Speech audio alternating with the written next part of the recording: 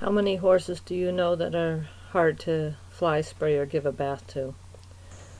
This guy, probably here he is about 4.5 months old.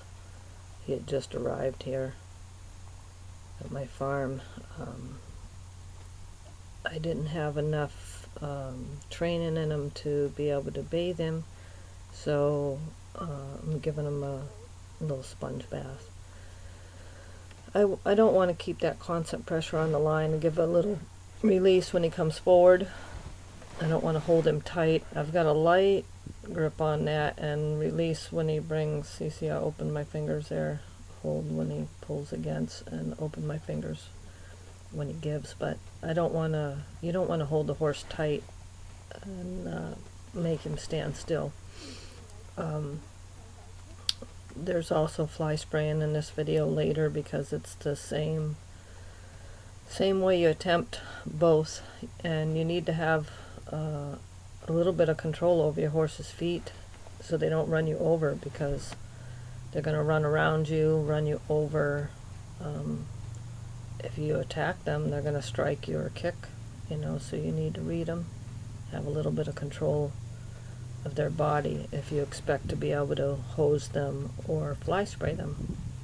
But it starts with the young horse and never accosting them. So I'm showing it to him and taking it away, and it might seem odd of me putting it by his muzzle or asking him to drink out of it, but I've been doing this a long time, and with mature horses that will not allow their own owners to hose them, because they come at them at the shoulder or the feet with the hose, and they're running around circles and tripping over the hose and running their owners over.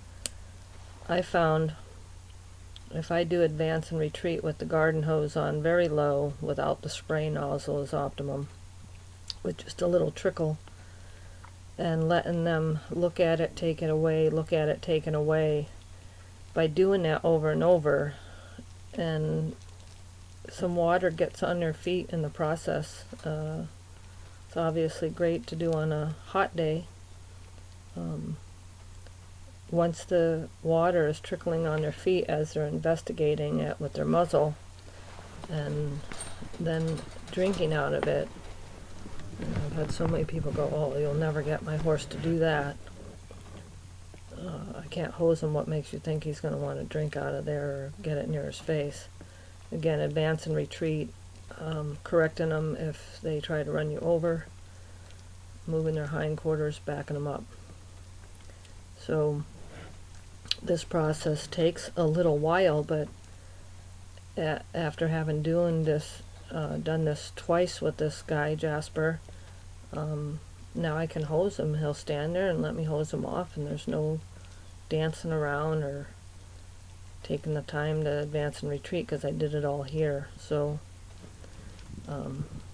when he was, right after we got him, like 4.5 months, and then I did, the next time was,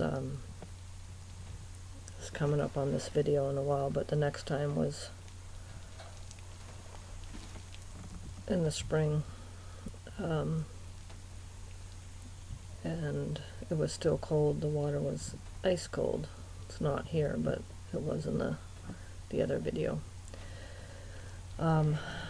So I just have the camera down, setting down here. Get a little bit and retreat. Use my hand to rub his shoulder, and sometimes get the hose in there and rub him so he thinks it feels good. When he's moving away, I want to keep that water on his legs and only take it away when he's still.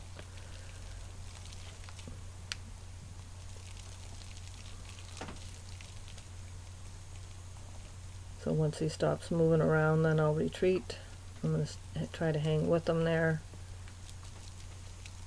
And the moment that he settles down, then I'll take it off.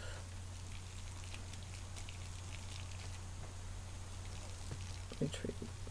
Advance.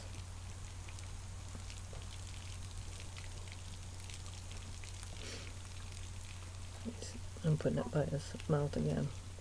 Then on his feet.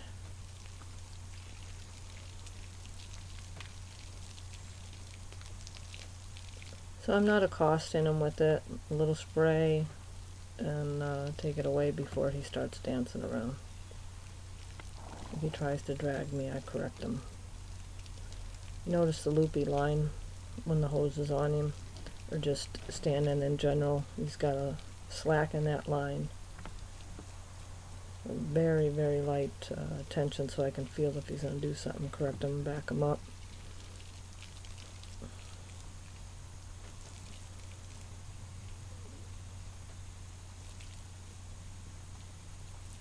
So I'm going to his back legs. He's dancing around there. Sometimes it's hard to stay with him, but my goal is to keep it on the legs and take it away when the moment he's still. You want to retreat before he leaves if you can get that window. So hit him with the water a little bit. He's still, take it away. If he moves, try and stay with him.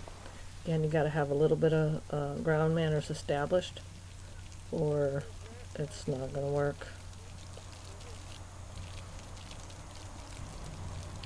And here, I'm happy he's feeling comfortable enough to eat now.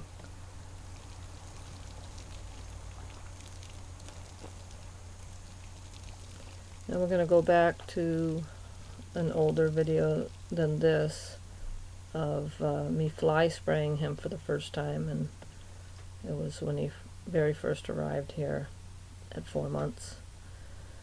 So there I'm not spraying him. I'm going through the motions.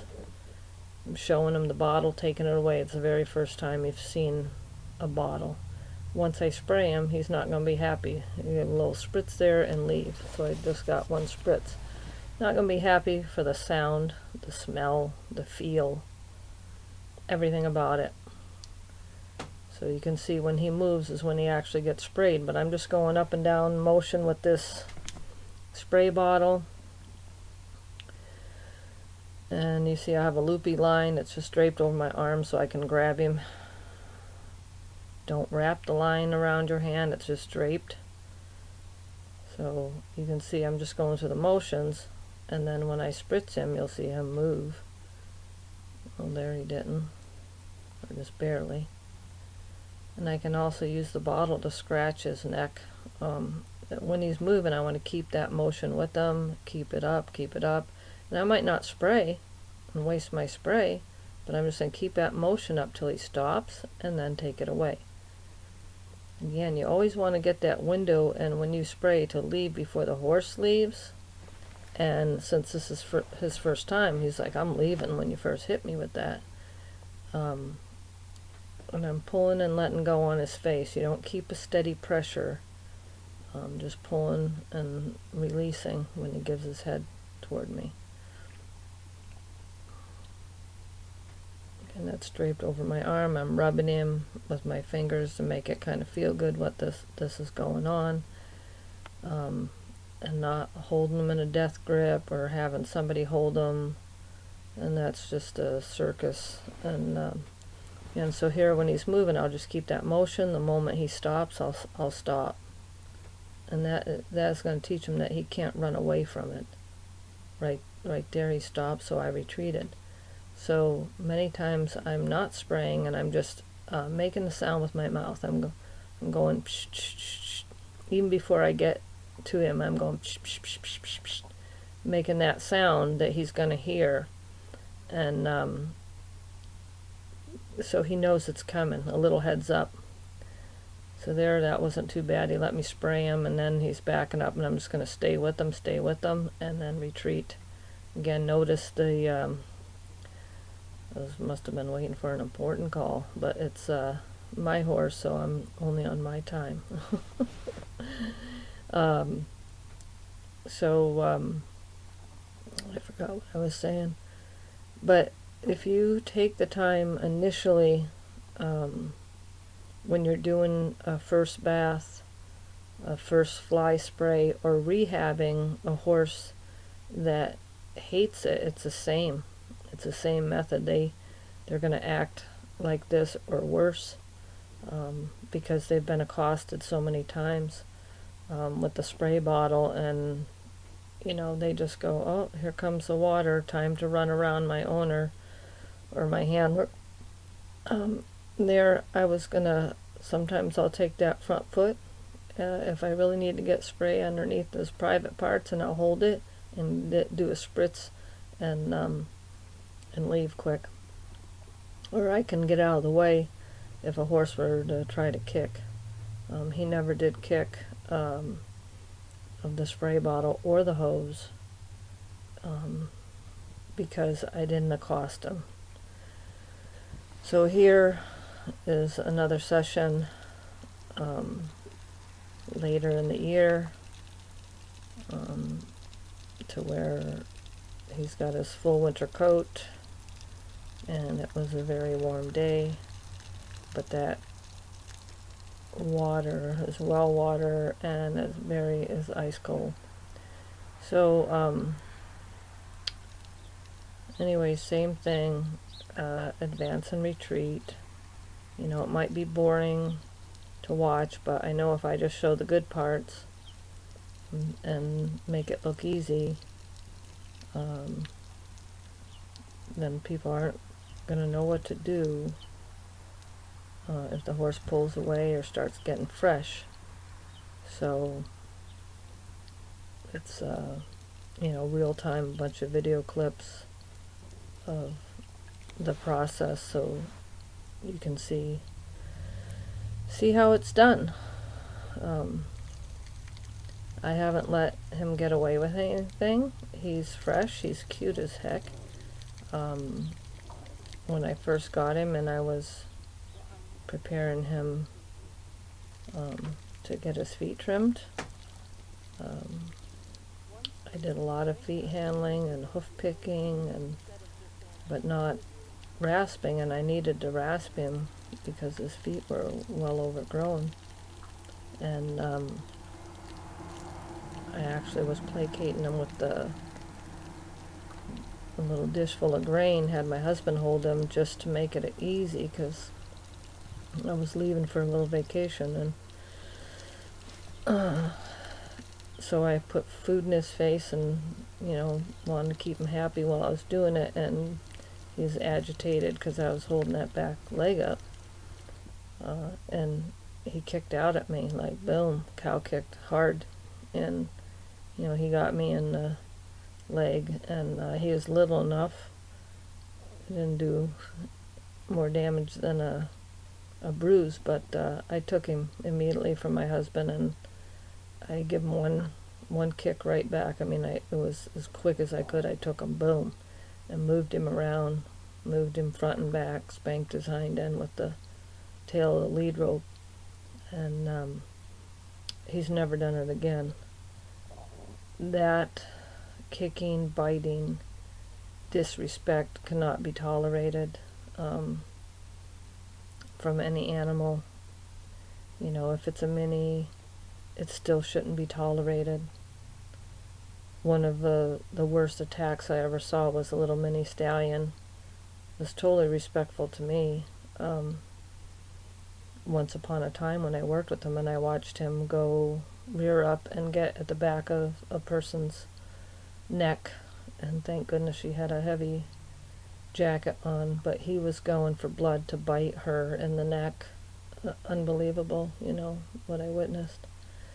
And so it doesn't matter how big the animal is, how big or small, an animal shouldn't respect you and not ever think he can kick you.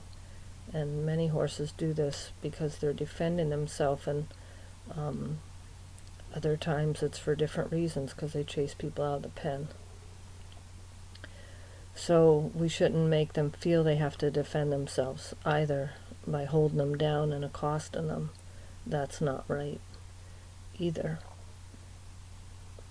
So here, with geldings, you might not know if you don't own one, and that's, well, he was a stud colt there, he's a gelding now, but you have to clean that hoo-ha down there, and he is actually not tied because he wasn't minding the procedure. Hope you enjoyed the video. Thanks for watching.